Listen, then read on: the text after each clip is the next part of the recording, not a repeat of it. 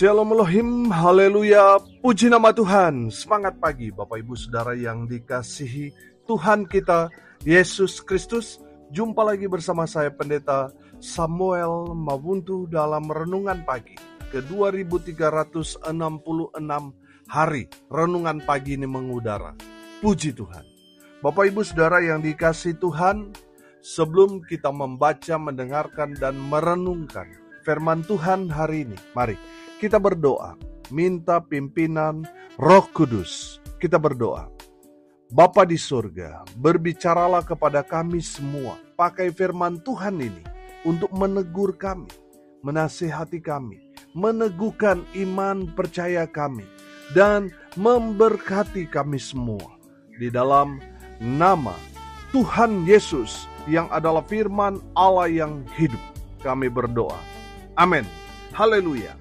Bapak Ibu Saudara yang dikasihi Tuhan, bersama dengan saya kita akan belajar Alkitab dari kitab Kejadian sampai kitab Wahyu.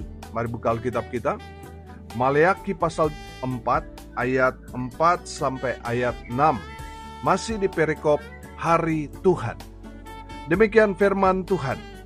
Ingatlah kepada Taurat yang telah kuperintahkan kepada Musa, hambaku, di gunung Horeb, untuk disampaikan kepada seluruh Israel, yakni ketetapan-ketetapan dan hukum-hukum. Sesungguhnya aku akan mengutus Nabi Elia kepadamu menjelang datangnya hari Tuhan yang besar dan dahsyat itu. Maka ia akan membuat hati bapa-bapa berbalik kepada anak-anaknya, dan hati anak-anak kepada bapa-bapanya, supaya jangan aku datang memukul bumi sehingga musnah. Amin. Haleluya. Bapak Ibu Saudara yang dikasihi Tuhan, firman Tuhan ini masih bicara tentang hari Tuhan. Saya percaya bicara tentang hari Tuhan ini bicara tentang keselamatan. Makanya di ayat firman Tuhan di ayat 6 berkata, supaya jangan aku datang memukul bumi sehingga musnah. Saya menangkap pesan bahwa Tuhan tidak menginginkan satu orang pun binasa. Tuhan mau semua orang diselamatkan. Amin. Bapak Ibu Saudara yang dikasihi Tuhan, dengar ini baik-baik. Tuhan tidak mau saudara binasa. Tuhan mau saudara dan saya diselamatkan. Amin. Haleluya. Firman Tuhan ini mau mengajarkan kepada kita, kalau umat Tuhan, bangsa Israel dalam konteks itu, dan kita gereja Tuhan dalam konteks di akhir zaman ini, kalau mau selamat, mereka harus yang pertama apa? Melakukan perintah Tuhan. Amin. Perhatikan ayat 4. Ingatlah kepada Taurat yang telah kuperintahkan kepada Musa, hambaku, di gunung Horeb, untuk disampaikan kepada seluruh Israel, yakni ketetapan-ketetapan dan hukum-hukum. Haleluya. Kalau konteks pada saat itu, yang mau mendapatkan keselamatan dari Tuhan, mereka harus melakukan perintah Tuhan. Ada 10 hukum Taurat yang Tuhan sudah berikan kepada Musa, dan harus umat Tuhan lakukan dalam kehidupan mereka. Apa saja itu? Yang pertama apa? Jangan ada Allah lain di hadapan Tuhan. Yang kedua, jangan buat patung, jangan sembah patung itu. Yang ketiga, jangan menyebut nama Tuhan dengan sia-sia. Yang keempat, ingat dan kuduskanlah hari Sabat. Yang kelima, hormatilah ayah dan ibumu. Yang keenam, jangan membunuh. Yang ketujuh, jangan berzina. Yang kedelapan, jangan mencuri. Yang kesembilan, jangan mengucapkan saksi dusta. Dan yang ke-10, jangan mengingini. Amin. Haleluya. Saudara yang dikasihi Tuhan, standar keselamatan orang-orang yang hidup dalam perjanjian lama sebelum zaman kasih karunia, sebelum Yesus Kristus mati di atas kayu salib, orang-orang harus mentaati hukum Taurat itu. Mereka untuk selamat, mereka melakukan semua yang dituntut Tuhan dalam 10 hukum Taurat itu. Kalau mereka tidak melakukan dalam kehidupan mereka, mereka tidak akan selamat. Itu konsep keselamatan dalam perjanjian lama sebelum Yesus mati di atas kayu salib. Nah, saudara, kita sekarang gereja Tuhan, kita semua diselamatkan bukan karena kita berbuat baik, tetapi karena Yesus telah menebus dosa saudara dan saya di atas kayu salib itu. Tuhan Yesus berkata, sudah selesai. Amin. Artinya apa, saudara? Karya keselamatan Tuhan kepada kita gereja Tuhan. Kita diselamatkan bukan karena kita berbuat baik, karena kita banyak amalnya, bukan karena kita percaya bahwa Yesus Kristus itu adalah Tuhan dan Juru Selamat kita, umat manusia. Amin. Bapak Ibu Saudara yang dikasihi Tuhan, kita dituntut sekarang, kita yang sudah diselamatkan, kita harus jadi terang Tuhan dimanapun kita berada. Artinya apa? Kita harus melakukan firman Tuhan. Kita harus berbeda dengan orang-orang dunia yang semakin hari hidup mereka semakin gelap, semakin jahat. Kita anak-anak Tuhan yang sudah diselamatkan, kita harus jadi terang Tuhan di antara kegelapan. Sehingga orang-orang yang hidup dalam kegelapan melihat terang Yesus di dalam hidup kita. Sehingga mereka datang kepada terang itu. Haleluya. Bapak Ibu Saudara yang dikasihi Tuhan, kita yang hidup dalam kasih karunia ini, kita harus hidup menjadi pelaku-pelaku firman. Amin. Saya percaya orang yang melakukan firman Tuhan dimanapun dia berada, pasti dia jadi berkat, nama Tuhan dipermuliakan. Haleluya. Yang kedua, saudara, kalau umat Tuhan mau diselamatkan, mereka harus dipulihkan. Amin. Perhatikan ayat 5. Sesungguhnya aku akan mengutus Nabi Elia kepadamu menjelang datangnya hari Tuhan yang besar dan dahsyat itu. Haleluya. Bapak Ibu Saudara yang dikasihi Tuhan, kita lihat dalam Injil Matius pasal 17 ayat 11 dan ayat 12. Perhatikan. Jawab Yesus, memang Elia akan datang dan memulihkan segala sesuatu. Ayat 12. Dan aku berkata kepadamu, Elia sudah datang. Tetapi orang tidak mengenal dia dan memperlakukannya menurut kehendak mereka. Demikian juga anak manusia akan menderita oleh mereka. Bapak Ibu Saudara yang dikasihi Tuhan, dari kebenaran firman Tuhan, Tuhan Yesus sendiri mengakui bahwa Elia itu datang untuk memulihkan keadaan kita. Amin. Bapak Ibu Saudara yang dikasihi Tuhan, saya percaya pemulihan itu harus terjadi. Kisah Para Rasul pasal 3 ayat 21 berkata begini. Kristus itu harus tinggal di sorga sampai waktu pemulihan segala sesuatu. Seperti yang difirmankan Allah dengan perantaraan nabi-nabinya yang kudus di zaman dahulu. Haleluya. Bapak Ibu Saudara yang dikasihi Tuhan, dengar ini baik-baik. Saya percaya kita semua akan mengalami pemulihan sebelum Tuhan Yesus datang kembali. Makanya kenapa Tuhan masih tertahan di sorga? Karena belum terjadi pemulihan. Saudara yang dikasihi Tuhan, pastikan saudara dan saya saat ini mengalami pemulihan itu. Amin.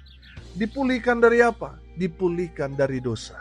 Saya percaya saudara, hanya Yesus yang sanggup menyelesaikan semua masalah kita manusia.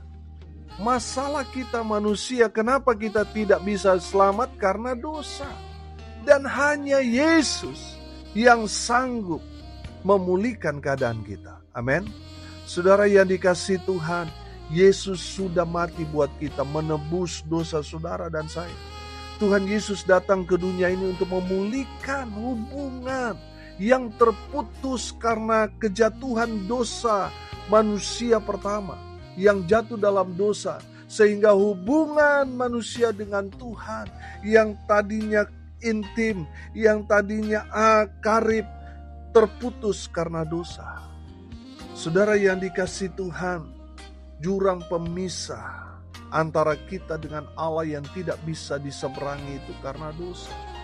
Yesus datang ke dunia ini untuk menyelesaikan masalah kita manusia, yaitu dosa. Yesus mati buat kita untuk menebus dosa saudara dan saya. Yesus datang ke dunia ini untuk memulihkan keadaan kita manusia. Supaya apa saudara? Supaya kita dipulihkan dari dosa, kita dikuduskan, kita diselamatkan. Haleluya. Yang terakhir saudara, saya mau nangkap di sini di ayat 6. Maka ia akan membuat hati bapa-bapa berbalik kepada anak-anaknya, dan hati anak-anak kepada bapa-bapanya, supaya jangan aku datang memukul bumi sehingga musnah. Saudara yang dikasihi Tuhan, apa yang terjadi setelah kita semua dipulihkan? Saudara dengar ini baik-baik. Yang ketiga, Tuhan mau kita membangun hubungan yang baik. Kepada siapa?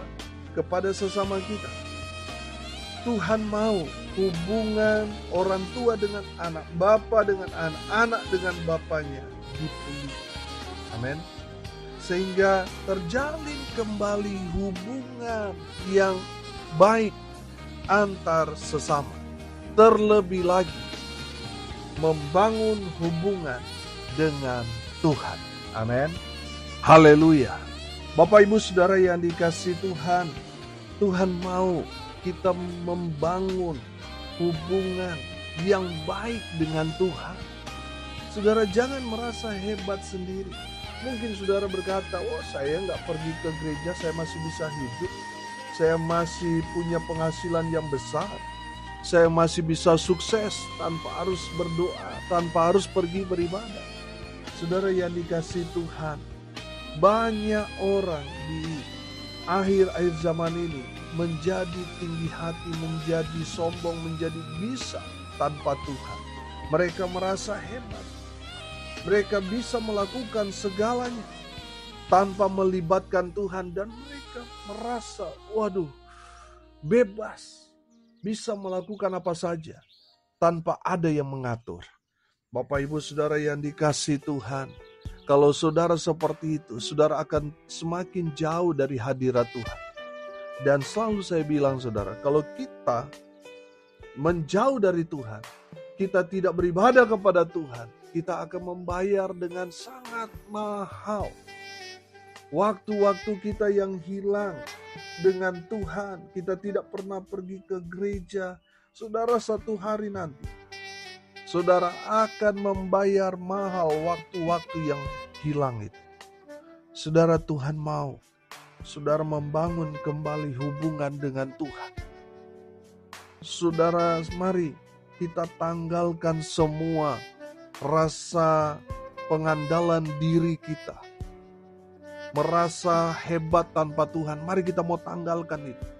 Karena Tuhan tidak mau saudara binasa. Tuhan mau saudara diselamatkan. Makanya saudara dengar baik, kembalilah kepada Tuhan. Saudara yang sudah meninggalkan Tuhan sudah bertahun-tahun, tidak pernah beribadah, padahal saudara orang Kristen, tetapi sudah lama meninggalkan Tuhan. Dengar ini baik-baik saudara, kembalilah kepada Tuhan. Bertobat saudara, bangun lagi hubungan dengan Tuhan. Maka saudara akan hidup sukacita, damai sejahtera. Terlebih lagi saudara diselamatkan oleh Tuhan. Haleluya.